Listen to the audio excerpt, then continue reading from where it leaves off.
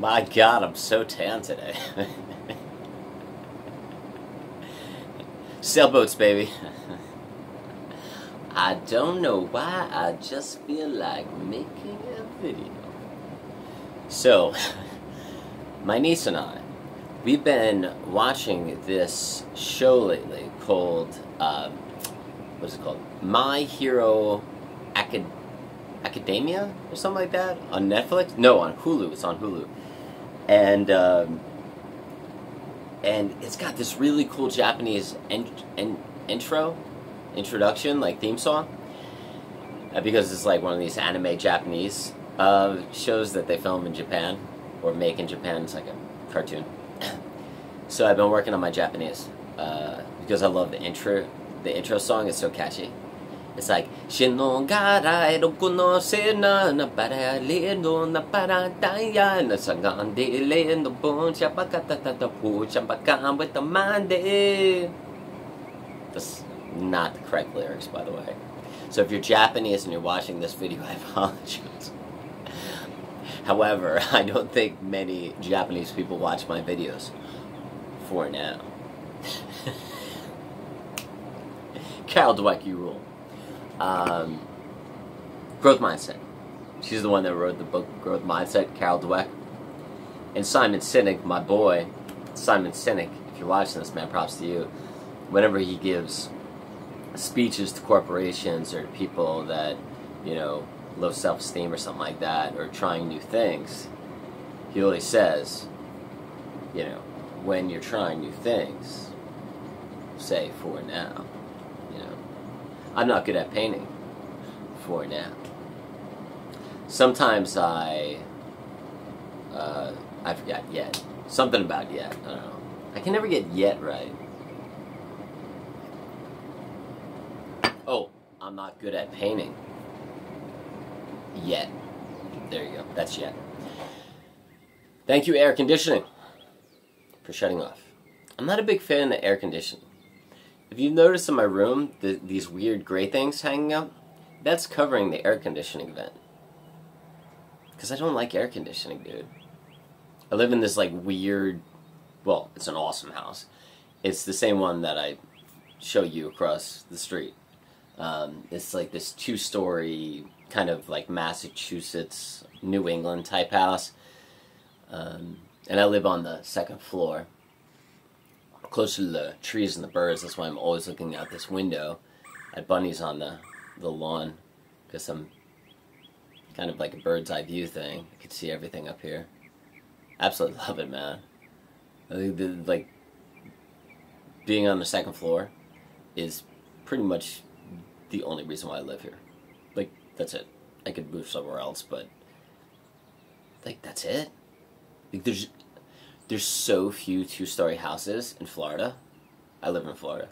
That if you find a 2-story house and you get to live upstairs, and like, it's so cool. Like, look at the angles in this room. You get to hang like lights, and I go on Pinterest and I look up, like, you know,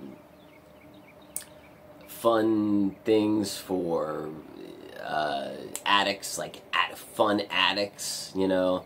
And most of them have like Christmas lights and cool stuff because they have such like weird designs, you know, like everywhere. So I'm like, hell, sorry to curse. I might as well hang Christmas lights. Mad props. Christmas lights rule anyways, man. Okay, Christmas lights. Do you think Christmas lights are underrated? I totally do. I think Christmas lights should be around like year-round. Like, Christmas lights are super freaking awesome. If you ever get a chance to go to this town called St. Augustine in Florida, it's like the oldest city in America or something like that, which is not really true. The oldest city in America is actually a slave city town in Central Florida, but nobody tells you that because people don't like slaves. But haters. Slave haters. I was a history teacher, man, and I was a history minor in college with the primary focus on courses in, you know, slavery. So all my friends think I'm white racist, I guess you could call it. but I'm not kidding. If you look at the atrocities, and this is, I'm not being anti-white, I'm not being anti my own color, which I totally am for now. If you look at the atrocities that white people have committed in the last 2,600 years, whether it is slavery, taking over islands, conquering countries around the world, manifest destiny, the triangle trade,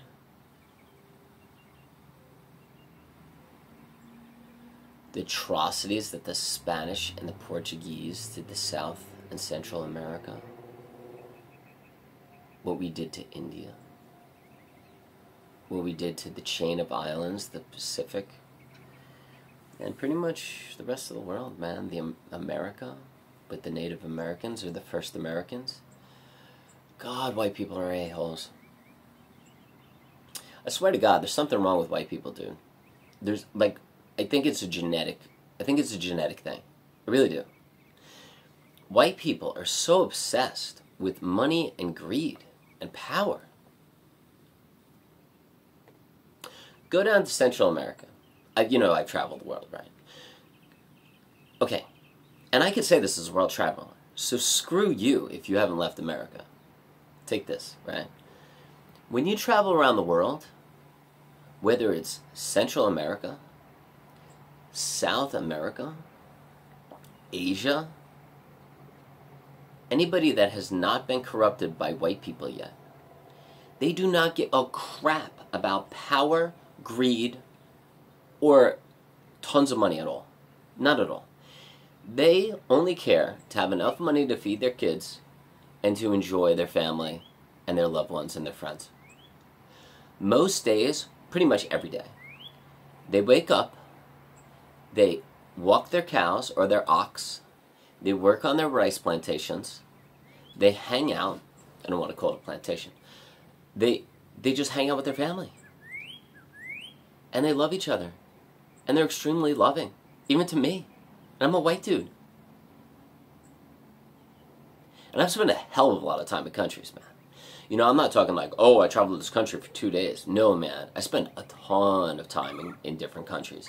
And I spend time in one specific town. I'm not like one of those Lonely Planet travelers that books out my, trip and is like, oh, I'm going to spend 1 day here, 2 days here, 1 day here, 2 days here. No, man, I don't do that. I go to a country and I just spend like 12 days in a town, 14 days in a town, 16 days in a town. And I'm like, I like this town, I'm going to stay here and get to know everybody. And in the first 3 days, the locals are very skeptical of me because they just see me as like this big kind of like just white person that they have to sell stuff to.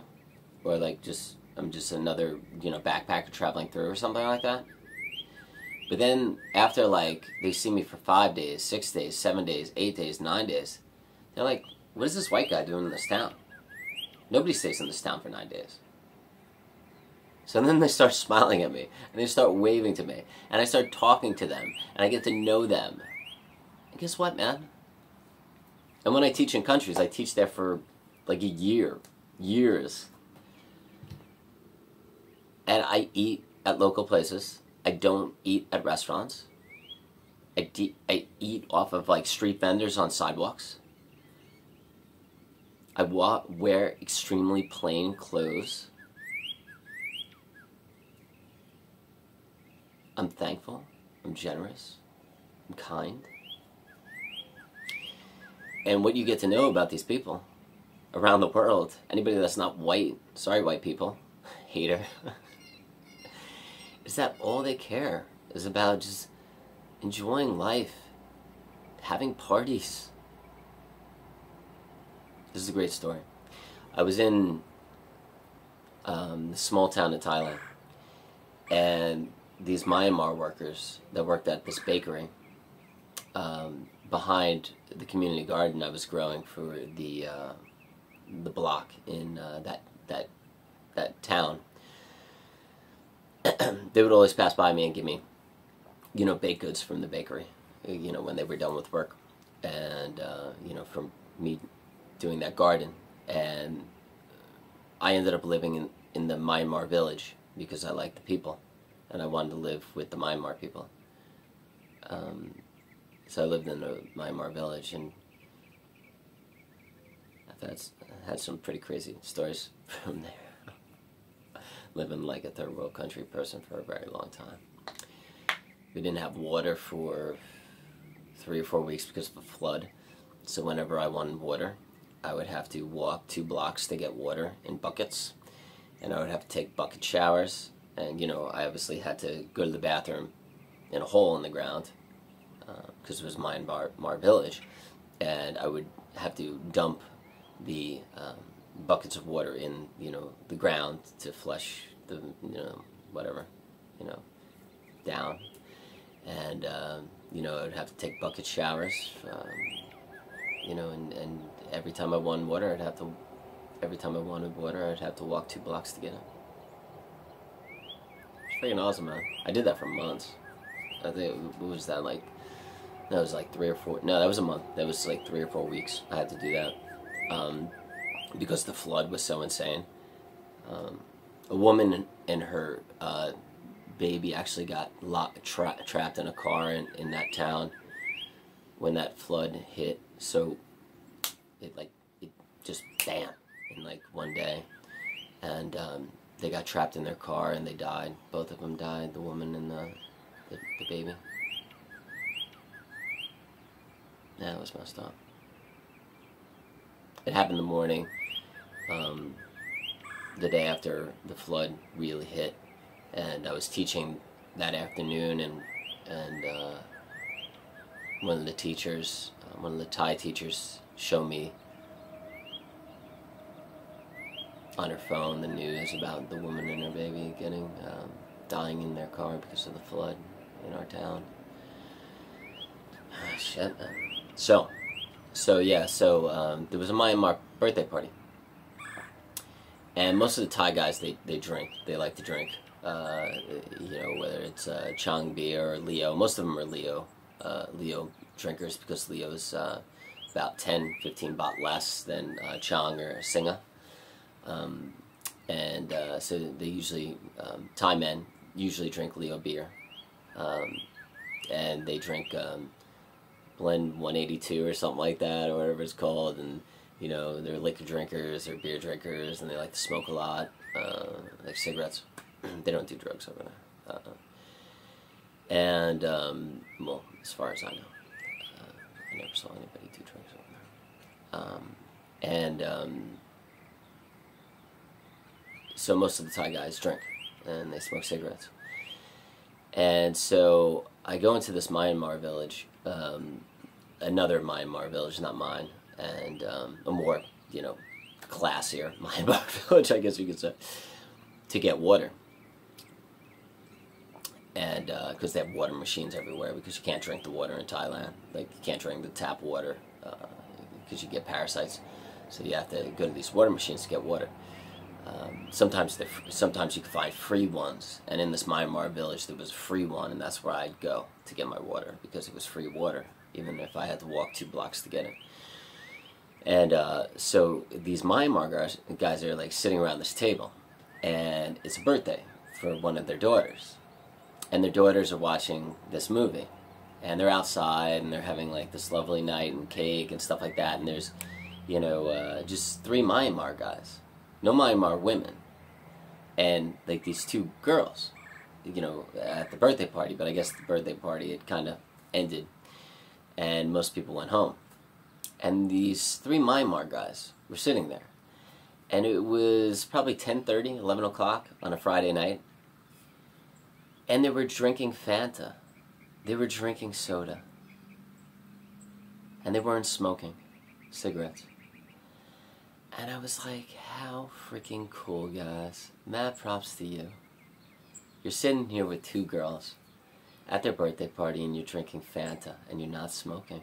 I love you, man. So for all you Burmese, Myanmar people out there, represent. Alright, guys, I hope you're having fun. And if you're a white person, try not to be too greedy. Because the rest of the world ain't like that, son. I hate to tell you. You know, I'm not a white person at all. I always tell everybody I'm Asian, because I really am. Not only am I Asian, I'm Asian from like 600 BC, where Lao Tzu wrote the Tao. Because I am Lao Tzu, like, honestly. Like, I'm a Taoist to the core. Because I am nature. Carl Jung once said, the proper way for humans to think is to think like nature. And I'm going to say to be like nature as well, because you are nature. You're connected to it. You are nature.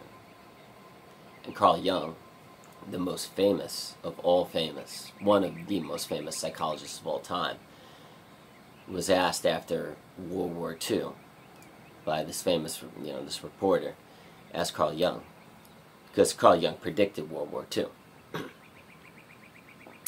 And after World War II, the interviewer sat down with Carl Jung and said, how are we not going to have any war anymore? How are humans going to, think the proper way where we don't want to kill each other? And Carl Jung said, the only way for us not to have war anymore, and the only way for humans to think properly, is to think like nature. And that is the Tao. And that is being Taoist. Alright, everybody. Have fun. Peace! And don't hate me for being I was a world history teacher. I had to teach the atrocities that white people did in the last 2,500 years. So don't get on my case. Seriously. And if you are going to get on my case for it, study history, alright? And then get back to me.